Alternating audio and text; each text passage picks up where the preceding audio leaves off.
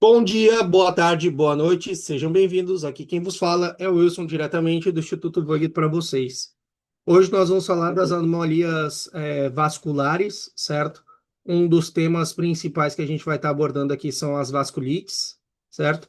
E depois a gente vai falar de outras patologias relacionadas com os vasos sanguíneos, certo? Então, num primeiro momento, deixa eu só tirar esse treco aqui, peraí. Pronto. Então, a gente vai falar das anomalias vasculares mais comuns, né, do jeito que o povo gosta.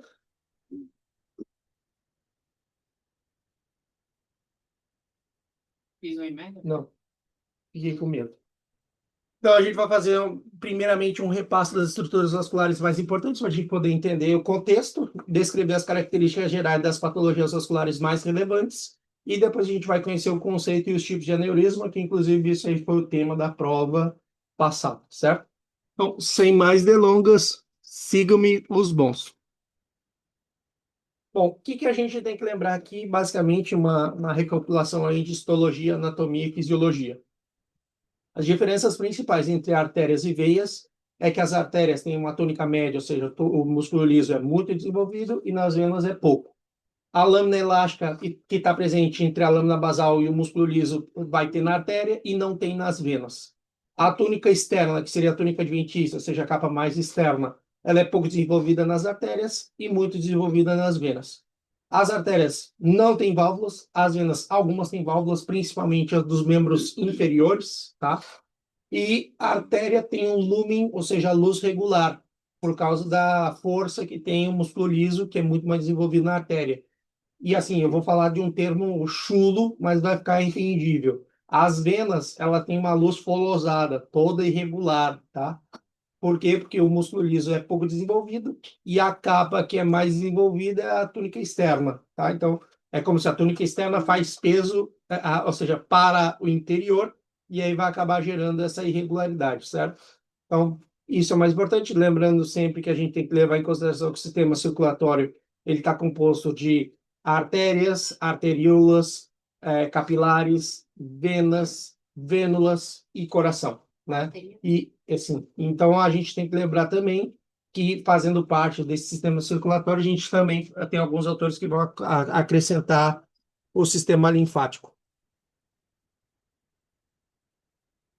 Bom, os capilares. Então, os capilares, para a gente ter uma noção, são os vasos mais delgados, os menores do corpo humano.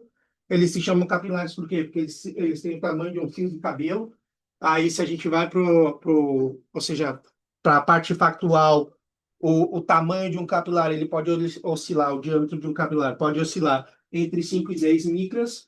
O tamanho de um glóbulo roxo, se a gente, assim, eu coloquei redondo, a gente fez um arredondamento aqui, coloquei 8 micras, mas se a gente for ser mais, ou seja, exagerado, a gente sabe que o diâmetro de um glóbulo roxo é 7,5 micras de diâmetro e 2,5 micras de espessor. Então, se a gente for parar para analisar, quando o glóbulo roxo chega no capilar, exatamente eles vão andar enfileirados. E como por questão de flexibilidade, eles vão acabar se encostando nas paredes, permitindo a passagem ou seja, dos nutrientes de um lugar a outro, certo? Aonde é que estão localizados os capilares? Entre as arteríolas e as vênulas, né? Vai formar uma rede interposta. Lembre que o capilar ele está composto somente de uma capa de endotélio e uma membrana basal. E a função basicamente do capilar é intercâmbio de substâncias. O epitélio é sempre plano. E essas são as coisas, as considerações gerais mais importantes dos capilares. Bom, lembrando sempre esse esquema, sempre a origem dele vem do professor Rodrigo. A gente sabe que os vasos sanguíneos, então a gente tem patologias, as vasculites, que são ou seja, que e podem ser infecciosas e não infecciosas, e as não inflamatórias, as patologias dos vasos sanguíneos não inflamatórias.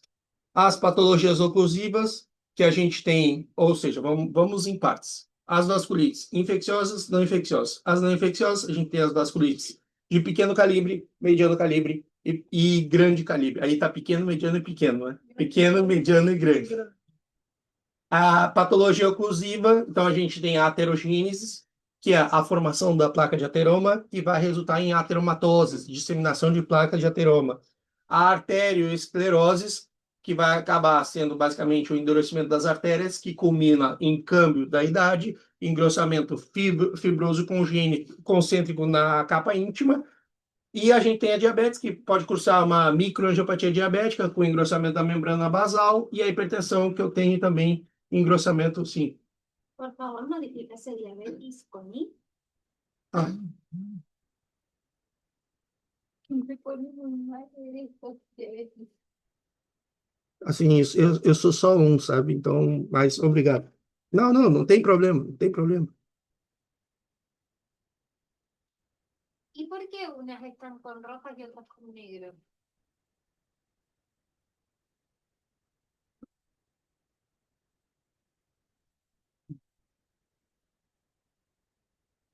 Porque, na verdade, o que que acontece? A gente tem que lembrar que a patologia oclusiva, ela pode ir, ou seja, se fazer uma vasculites ou pode ir para uma patologia não inflamatória. Ou seja, são caminhos diferentes que podem ser traçados, certo?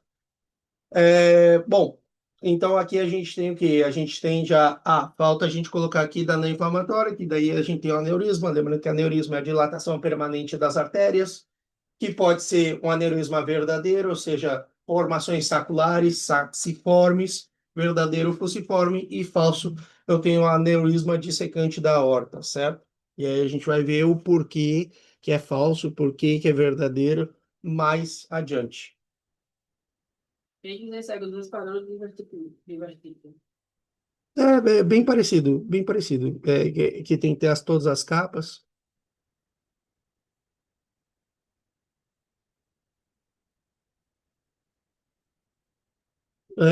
Bom, dos mecanismos imunitários, o que que a gente tem que levar em consideração, né? Ou seja, sobre as vasculites.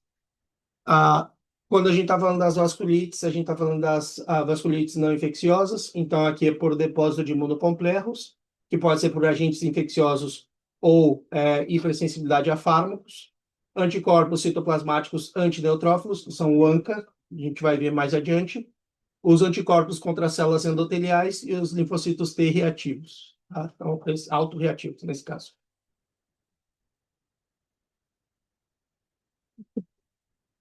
Bom, e a partir de agora vai ter um monte de página que é nova, então tá diferente. Porque foi o que eu anunciei no início da aula. Depois eu vou passar para vocês, que eu fiz várias alterações, porque eu quis que a aula tivesse mais relação com o que o professor Chiesa deu, certo? E ainda comecei de um jeito diferente, porque o professor Chiesa vai começar falando das patologias oclusivas não inflamatórias, certo? Eu preferi dar ênfase mais nas vasculites, porque é o que geralmente se acaba se perguntando. Que normalmente é assim, né? Tipo, tem uma lei de aula, que é o quê? O início da aula, tem gente que pega muita coisa no início da aula, e no final da aula você já está desgastado, você já está, né, vai para osmose. Então, as vasculites, segundo o tamanho do vaso, a gente tem a arterite temporal, que é a arterite de célula gigante, a gente tem a arterite de Takayasu. Essas são as duas patologias vasculares de grandes vasos, tá? Depois a gente tem as vasculites de mediano calibre, que a gente tem a poliarterites nodosa, a enfermidade de Kawasaki, a angeites granulomatosa do sistema nervoso, e aí a gente tem a enfermidade de Buerger, tá? Que é a trombangeites obliterante. Siempre se fuerza con Wegener. Não, para mim faz Berger. Para mim, eu acho que e tem relação com IgA também, essa sacanagem. As vasculites de pequenos vasos, então a gente tem a poliangeites granulomatosa, que é a granulomatose de Wegener, a síndrome de Church-Strauss, que é a granulomatose eosinofílica, a poliangeites microscópica, púrpura de Renoir-Schönlein, e vasculite leucocitoclástica. Lembrando que uma das provas o professor perguntou as características da vasculite leucocitoclástica, tá? Então, a gente vai ver a característica de cada uma de uma maneira bem precisa. Inclusive, eu vou deixar de um jeito, eu vou deixar com uma cor diferente o texto para vocês pegarem e ver assim, então, porque é isso que o professor quer, foi o que ele deu na aula, e disse, ó, e tem que dizer isso. Por isso que eu quis refazer essa aula aqui para a gente poder ir no âmago da questão. Bom, aí a gente vê as vasculites, ou seja, quais são as formas que a gente tem para dar diagnóstico com relação ao ANCA, que a gente mencionou o ANCA ali rapidinho, né? Primeiro que o ANCA, a gente já falou que é o quê? São anticorpos citoplasmáticos antineutrófilos. Que quando a gente solicita, a gente tem que ver as diferenças morfológicas, porque pode ser um P-ANCA ou um C-ANCA.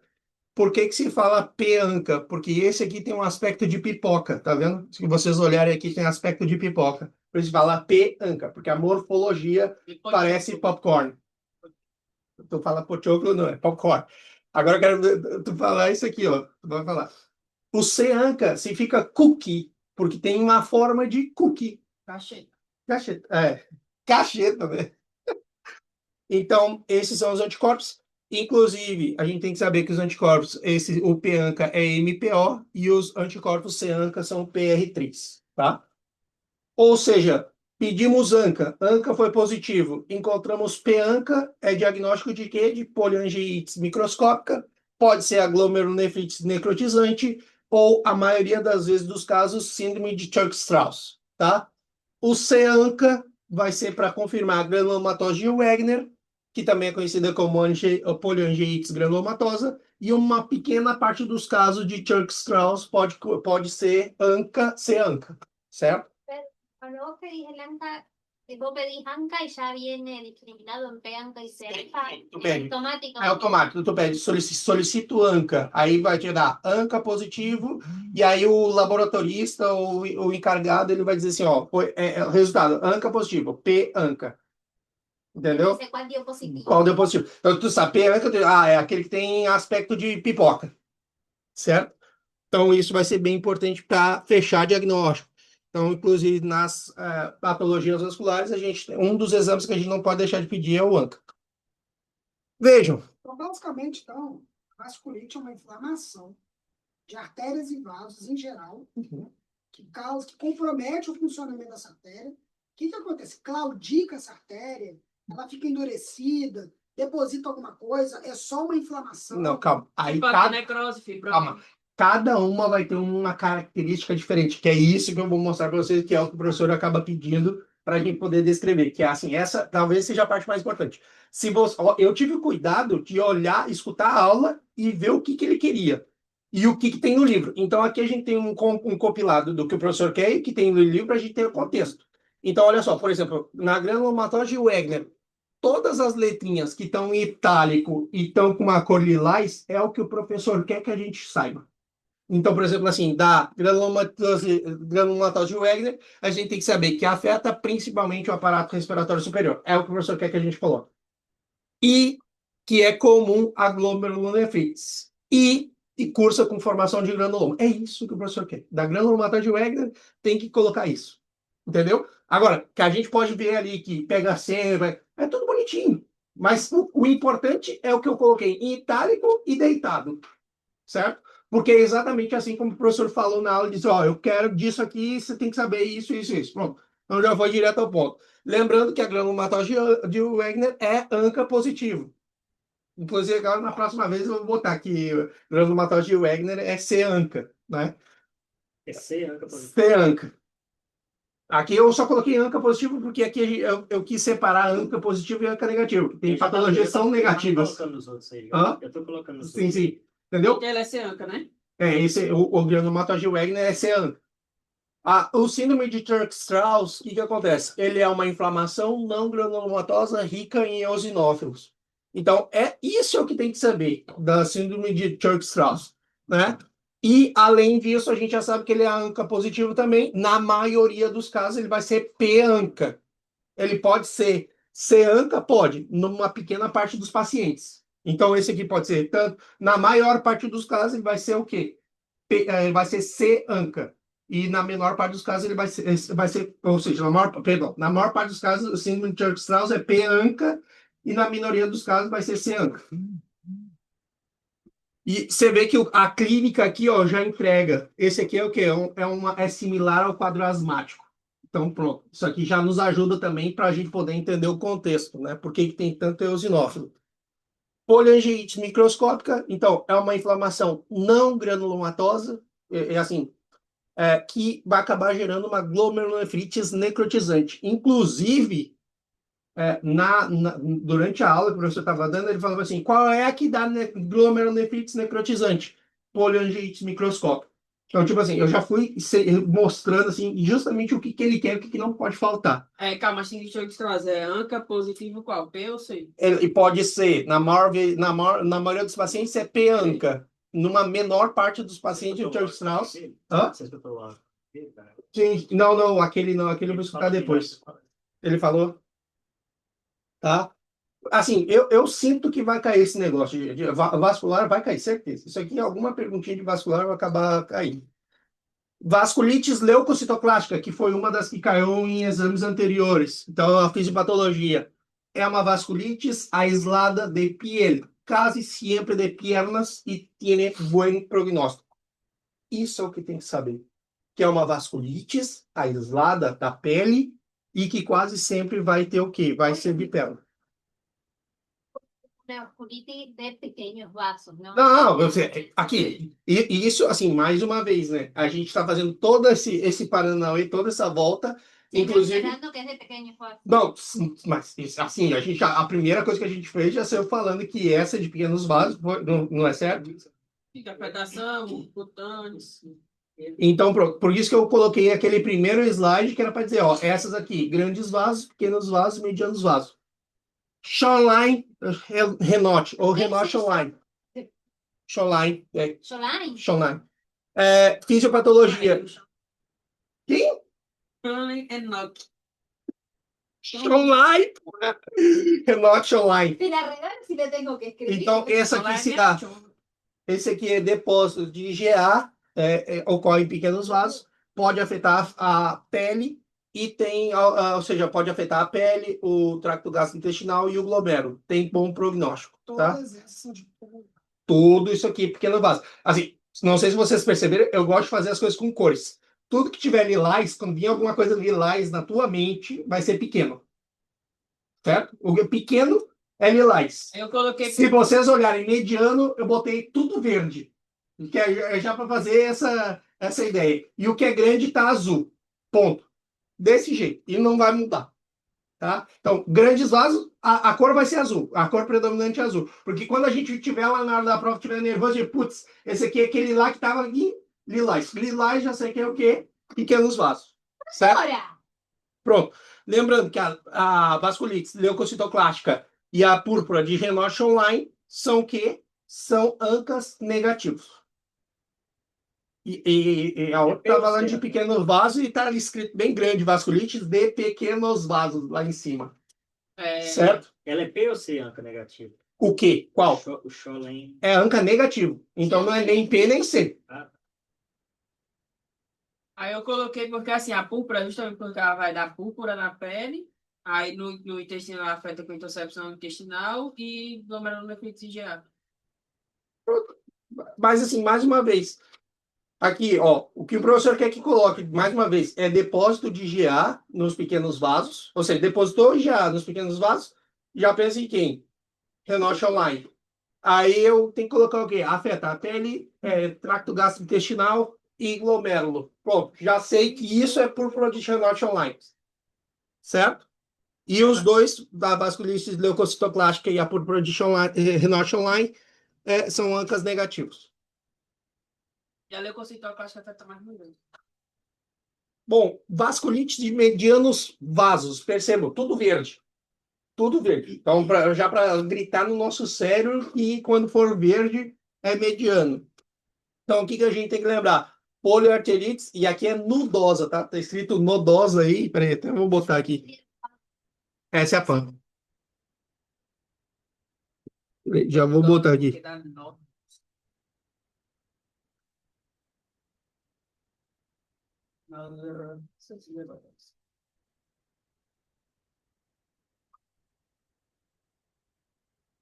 Y fíjate que en Berger y lo que está en blanco es tromboangiitis, ¿no?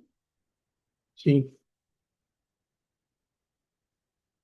Bom, o que que a gente tem que lembrar aqui, então, na poliarterite nodosa? Olha só, que aqui eu tenho inflamação necrotizante. É o que o professor quer e é o que característica da poliarterite nodosa. E dá necrose nas paredes, né? Inflamação necrotizante.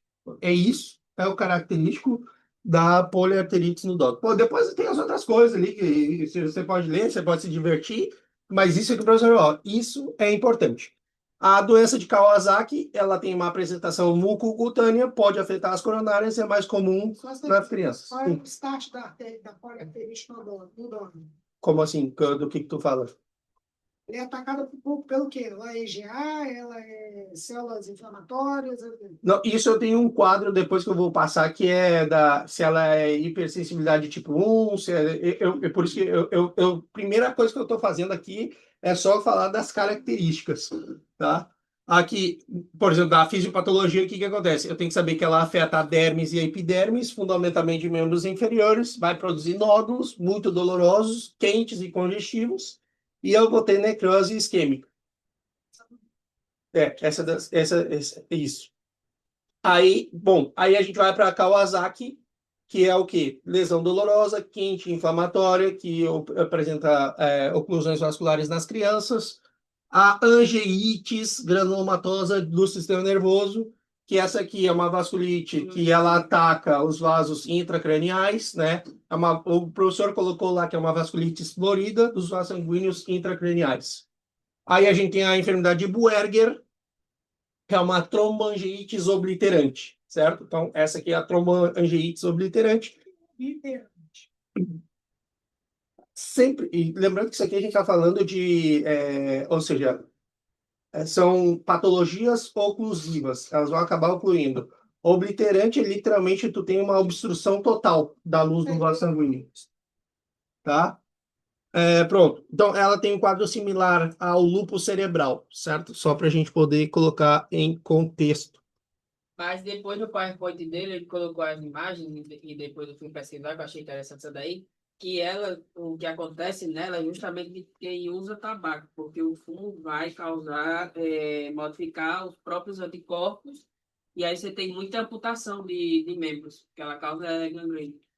Bom, as vasculites de grandes vasos, né? A gente tem a arterite temporal e a arterite Takayasu. O que que a gente precisa saber dessas duas? A arterite temporal afeta pessoas de mais de 50 anos. E a de Takayasu, menos de 50 anos. Esse é o corte. E aí, o que que acontece? A outra coisa que eu tenho que saber é que a arterite temporal vai ter o quê? Vai ter células gigantes multinucleadas. E, ao mesmo tempo, ela vai estar associada à polimialgia reumática. Por outro lado, quando a gente vê a arterite de Takayasu, ela é uma arterite granulomatosa, que vai afetar as células gigantes multinucleadas, mas ela vai afetar principalmente aqui a aorta e as suas ramas principais.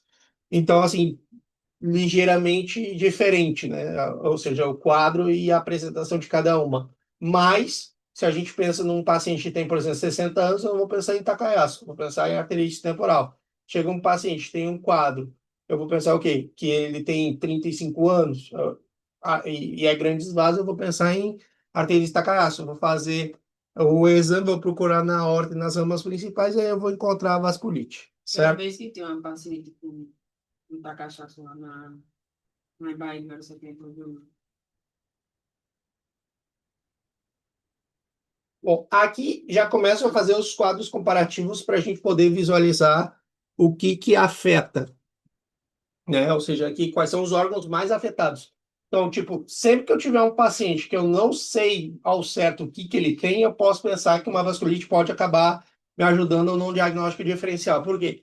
Porque a poliarterite nudosa, tá nudosa aí, nudosa, a gente tem pele, ela afeta a pele, os rins, as articulações, músculo, sistema nervoso.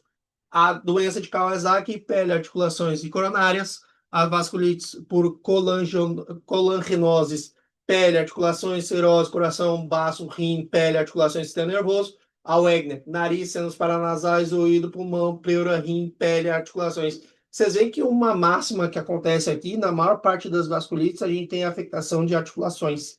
Então, isso é uma coisa que a gente tem que levar em consideração na hora de fazer um diagnóstico diferencial de uma dor articular. A arterite temporal pode ter, ou seja, a afetação da artéria temporal e de articulações, e a arterite de Takayasu normalmente acomete o sistema respiratório, certo? Eu falo de monocompleto. Fica tipo uma artrite. Aqui, o professor chegou a comentar que tem muita dessas que elas têm, ou seja, tipo 1, tipo 2, tipo 3 e tipo 4. Por quê? O que acontece? A gente tem que lembrar que quando a maioria delas é por depósito. Se é depósito, é tipo 2. Se ela teve circulação, tipo 3. E se ela tem reação granulomatosa, tipo 4. É assim que a gente vai dedilhar o que é e o que não é. Tipo de reação de hipersensibilidade. Isso. Tudo é reação de hipersensibilidade. Aí as vasculites reumatoides, né? Então, o mais importante a gente tem que levar em consideração, ou seja, que estão associadas a patologias reumatoides, o lúpus, a artrite reumatoide e a esclerodérmia, né? Então, todas elas são patologias muito heterogêneas, com ampla gama de manifestações, e a gente tem que lembrar que pode ser causa de um dano vascular que pode acabar gerando uma artrite reumatoide. Bom, aí a gente tem as patologias hiperreativas, tá? Que são as patologias hiperreativas mais frequentes? Então, aqui a gente tem os transtornos vasculares, que aqui a gente vai ter o fenômeno de Renault, que a gente tem as de vasoespasmo, principalmente. Que é o fenômeno de Renault? Tá? Isso aqui vai servir bastante para a medicina interna também. É o quê? Aquela pessoa que, quando entra em contato com o ambiente, pode ser frio, pode ser calor, pode ser dor, ela vai ficar o quê? Ela vai ficar primeiro com a palidez, depois cianótico e depois fica tudo vermelho. Então, é essa sequência. O fenômeno de Renault tem que ser palidez, cianose e rubicundez, certo? E aí, em alguns casos, eu posso ter tumefacção das áreas afetadas. Então, isso aqui vai ser extremamente importante, tá? Normalmente é o quê? Nas partes distais do corpo. Então, mais evidente a gente observar fenômeno de Renault, o quê? Nos dedos das mãos. Pode ser uma resposta a frio, pode ser uma resposta a estresse, ou seja, tem várias coisas que podem acabar desencadeando o fenômeno de Renault. Cuando pone en agua caliente y vuelves rojo. É, Te hacen ahí video. então, tem muito isso. Aí a gente vai para a aterogênese, né? O processo de formação da placa de ateroma. Sim, sim. Então, o que acontece? Lembrando que para o processo fisiopatológico da formação de placa de ateroma, é necessário que eu tenha um dano a nível do endotélio. Se eu não tenho esse dano, não vai acontecer nada. Então, tudo começa com uma lesão no endotélio, que vai fazer com que eu comece a ter acumulação de lípidos, porque o dano vai permitir que haja infiltração da lipoproteína LDL, que a gente já sabe. Aí vai ter uma discrepância na literatura, e tem gente que diz que a LDL entra oxidada, que ela se oxida no interior da capa íntima da artéria. Então, isso deixa a critério de vocês, como é que vocês vão explicar isso aí. E uma vez que elas estão inseridas, começam os fenômenos inflamatórios, porque elas não deveriam estar ali. E aí as células residentes começam a liberar mediadores químicos, começam a fazer quimiotáxis, e aí começam a entrar os macrófagos. O macrófago começa a tratar de digerir essas vacuolas lipídicas que vão sendo formadas, e ele literalmente ele se transforma. Se vocês olharem aqui, ó, isso é como se ele fosse um balão cheio de bolinhas dentro, todo deformado. Então, isso são as células espumosas, que elas, à medida do tempo, elas vão crescendo, porque ou seja, a forma que tem é contenção, só que isso vai aumentando cada vez mais a deformidade da placa, né? Que aqui a gente literalmente está formando uma placa de ateroma, que, mais uma vez, ela pode ser estável ou vulnerável, que essas também são outras características que a gente vai ter que saber precisar. Se ela é estável ou vulnerável. Ainda está ruim, Marcos? Tá, perdoa agora só. Só dou uma bufa? Pero esta cara, son ustedes los que se están cagando. A gente tá perdendo, tá se espantando. Não foi da cachorra mesmo. Mas já joga pra mim, cara. Sim, mano. Vamos lá.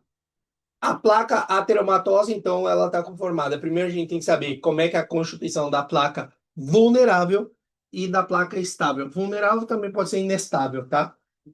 Então, a vulnerável ou inestável, a gente já sabe que ela está propensa à ruptura e embolização.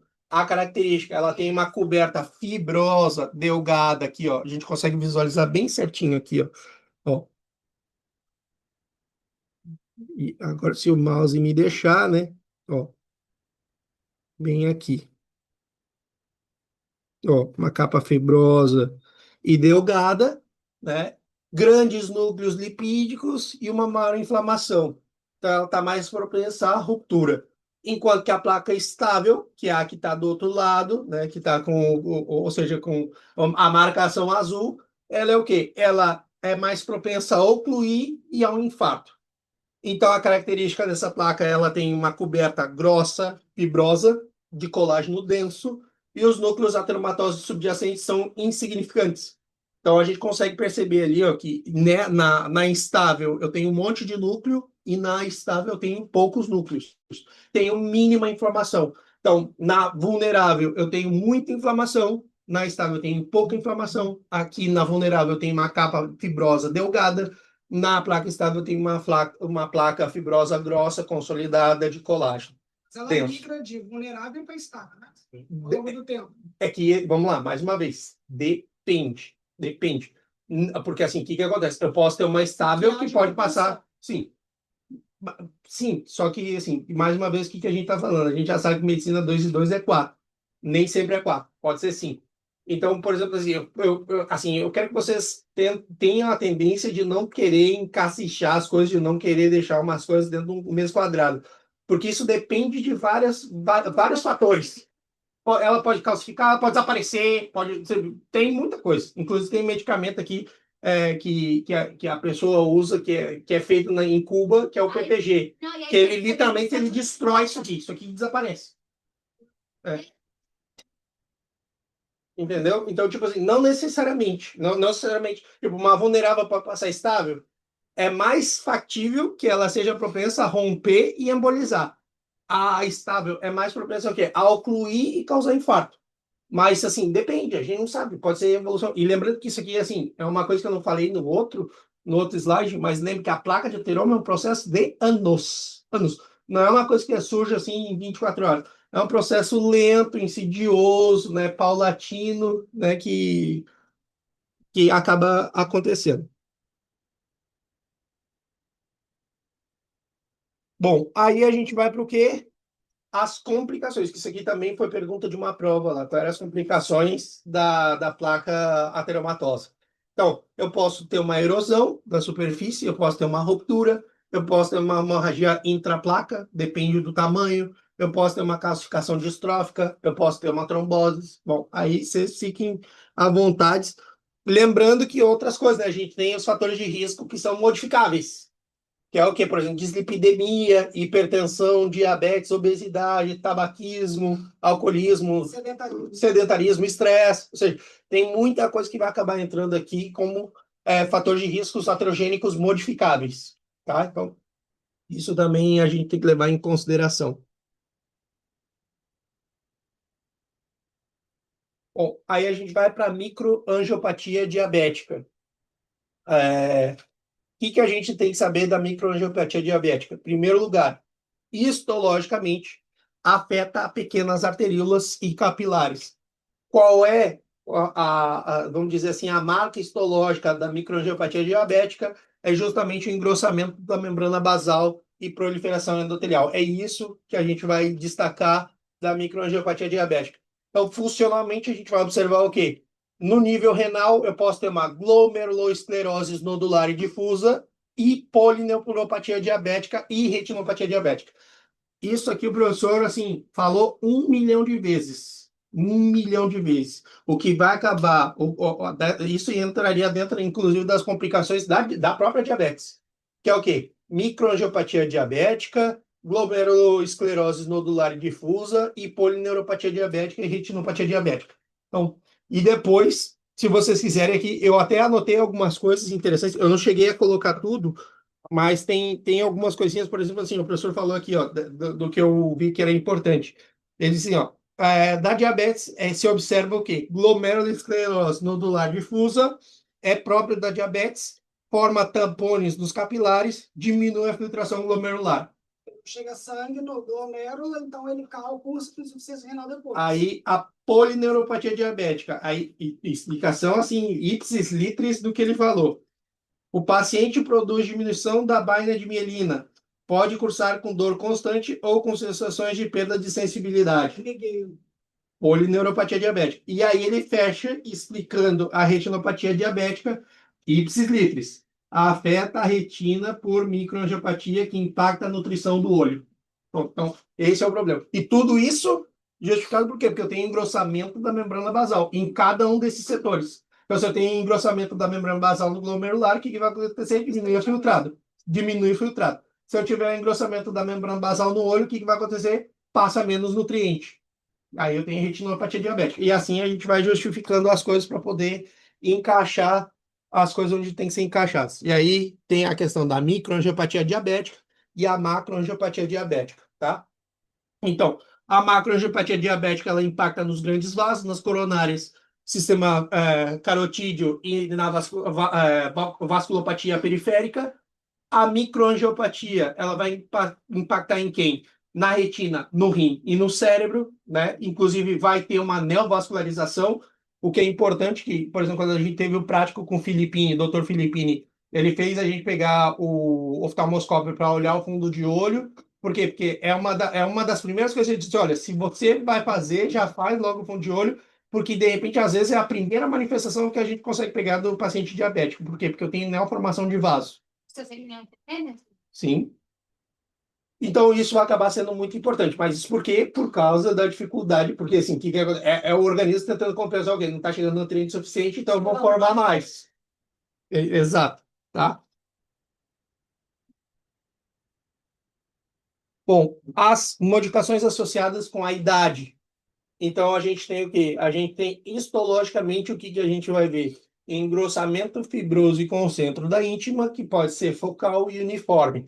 Então, na verdade, o que a gente tem? A gente tem hipertrófia do músculo liso, é mais impactante mais nas venas, e funcionalmente eu já sei que o aporte hemodinâmico dos territórios afetados pode se fazer mais crítico em estado de choque durante o exercício. Pra todos os estados que necessitem aumento da demanda de oxigênio vão acabar sendo impactados quando a gente tem qualquer crise, vou dizer assim. Eu tenho uma necessidade de aumentar a minha demanda metabólica de um tecido determinado e eu tenho basicamente o quê? Um vaso sanguíneo que ele não vai se expandir, então, claro, vai acabar chegando menos fluxo. E aí eu vou acabar tendo algum tipo de repercussão, já seja por hipóxia ou já seja por isquemia, tá? Então, isso aí depende do grau de gravidade. Então, sempre a gente vai ver material graxo que vai acabar se depositando na parede do vaso, que vai, cada vez, cada ano que passa, a tendência é de estreitar mais ainda a luz. Hipertensão arterial, outra coisa que cobra pra cacete, tá?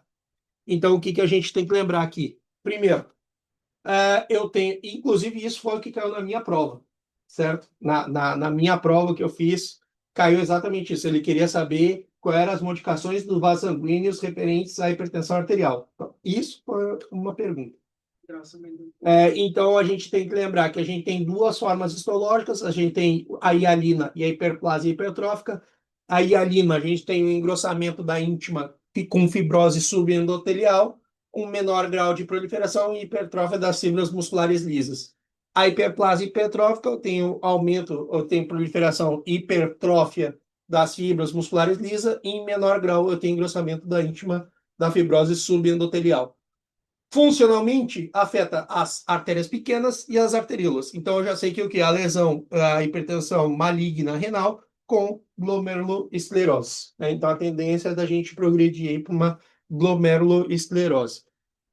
Isso vai acabar sendo muito importante, tá? Porque de acordo com a suba ou seja, de acordo com mais aumente a pressão arterial, mais impacto eu vou ter na macro e microeconomia do corpo, certo? Então, isso aí são coisas que, mais uma vez, sim.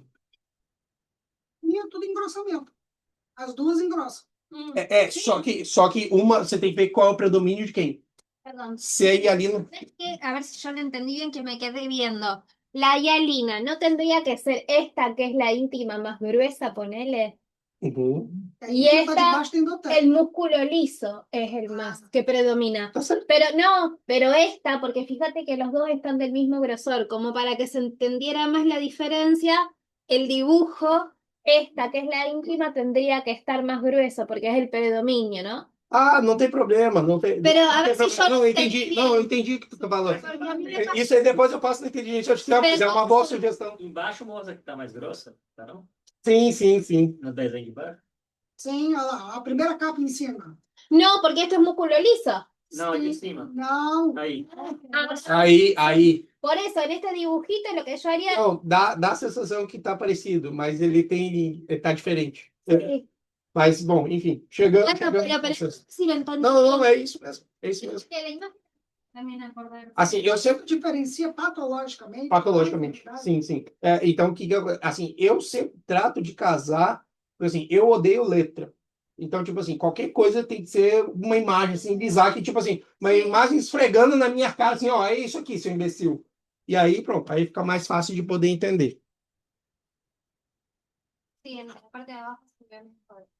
Bom, aí a gente vai falar dos aneurismas, certo? Então, assim, só para fazer um comparativo, só para a gente poder colocar em contexto, né? Quando a gente fala de aneurisma, são dilatações permanentes da parede dos vasos arteriais, né? Então, é uma patologia própria da parede. Outra coisa que a gente tem que fazer, só o refresh aqui, dilatação das venas são as várices.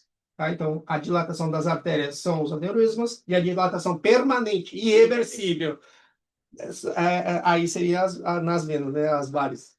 Então, isso é só para a gente poder refrescar, porque assim, vai que, né?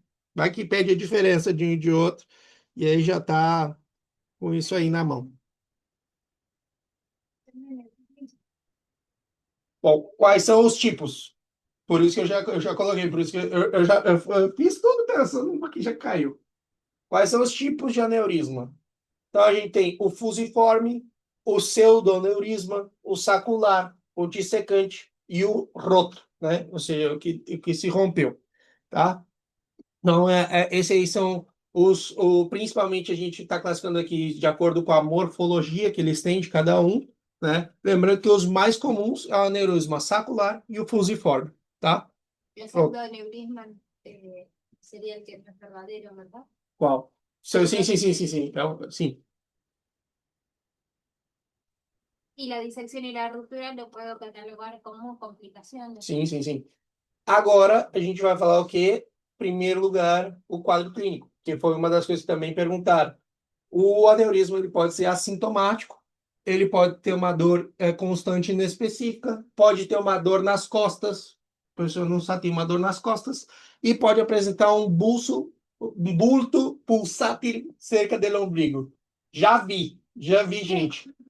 É uma protursão. Só que quando você coloca a mão, você fica pum, pum, pum, aí, pô. É o latido aórtico abdominal, né? Por isso que faz a palpação aórtica abdominal quando faz o exame de abdômen. Então, Pero si fuera una hernia, ¿no tienes el latido pulsátil una hernia? não, uma hérnia, meu amor, normalmente não. Assim, Y a veces assim, cuando tos- porque o que acontece? O que a gente tem que levar em consideração quando a gente está falando da hérnia é que aí a gente vai usar outra maniobra semiológica para saber se é hérnia ou não. A gente vai usar a maniobra de Deherini. Não sei se vocês já viram como é que é a maniobra de Deherini. Você deixa o paciente deitado e aí bota a mão sobre o lugar onde você acredita que é a hérnia. Aí você diz, por favor, tosse. Aí o cara tosse, ela impacta. Pronto. Isso aí é a maniobra de Deherini positiva. E aí, o que acontece? Aí tem outras variantes, porque daí eu tenho que saber o que acontece. Se essa hérnia é uma hérnia umbilical, se é uma hérnia inguinal, pela posição. Bien. Entonces digo, ahí es como complicado saber si realmente lo que está protruyendo es una hernia o un aneurisma. Não, é errado. Desculpa, errado. É mais fácil. Sabe por quê? Quando eu coloco o estetoscópio em cima disso, o que tu vai escutar se for uma hérnia? Não é a mesma coisa que tu vai escutar num aneurisma. Sabe o que tu escuta numa hérnia? Ruídos hidroaéreos. Por quê? Porque a hérnia obrigatoriamente é o quê? Pero no puede Tem salir- asas intestinais. por eso no puede salir un vaso con la hernia. Não, pode sair um básico aéreo, mas aí tá. Não é a mesma coisa. São coisas diferentes. Porque encima la hernia tenés el riesgo de que se estrangule también, ¿no? Según el contenido Eu que tô sale. fazendo assim. No sé, te estoy preguntando. O quê? Puede ser que se Passa, já tem um vídeo. que haya una estrangulación de la hernia, que es cuando se complica, porque todo lo Não, que sale. a complicação da hérnia e que acontece é o seguinte. Aí normalmente é uma hérnia que está estrangulada, que ela pode ficar aprisionada, não redutível, e aí eu posso ter isquêmia. Aí eu posso ter isquêmia, necrose, aí sim, aí seria uma complicação. Para fechar, então, os fatores de risco do aneurisma, a gente tem o quê? Pela idade, antecedentes familiares de aneurisma, hipertensão arterial, consumo de tabaco, colesterol elevado e paciente preso da hipótese. Y diabetes, ¿no? La de bajo diabetes. Sí, pues está tomando la Porque às vezes quando você chega pra terminar, passar a PCC, Sim. as pessoas vão falar comigo. Não, sei sim. Por exemplo, uma coisa que eu fiz, eu preguei na parede todos os marcadores e